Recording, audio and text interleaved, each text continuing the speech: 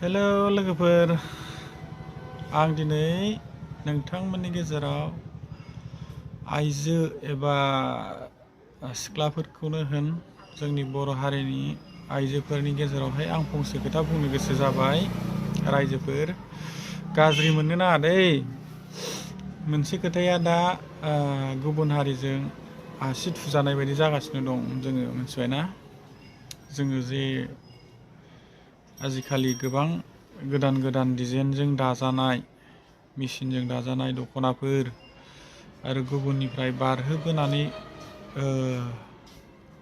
लाबोनानै जोंनियाव फानफैनाय दख'ना सिफोर, बेफोरखौ गाननायनि थाखायनो जोङो गुबुन हारिजों दा बखिजानो बुंजानो नागिरबाय।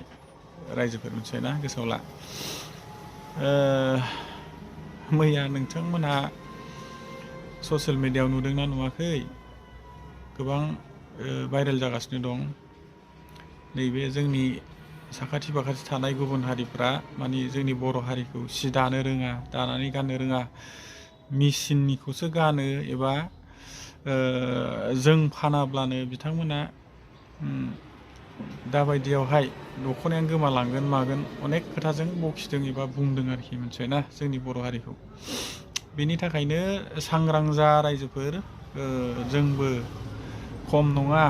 जों गोदोनिफ्रायनो गावनि आखाइजों बानायनानै गावनि आथिङाव गसंबोनाय, गावनि आखाइजों बानायनानैनो गावनो गानबोनाय जोंनि हारिनि आब्रुथि गोनां जोंनि दख'ना, जोंनि रंगिना संगिना आगरजों बुंफबनाय जोंनि आर'नाइ एबा फास्राफोर एबा जोंनि दख'नाफोरखौ नोंथांमोना खम खालामनो नाङा। हायोबा न'आवनो बानायनानै गाननो नाजा एबा दानानै सोलिनो नाजा आरोखि। बाजाराव बेफोरबायदि जोङो जानायनि जायैनि बायलानानै गानबाय थानायनि थाखायनो बैफोरबायदि बाथ्राया दिनै ओंखारनो बोलो मोनदों, मिथिबायना।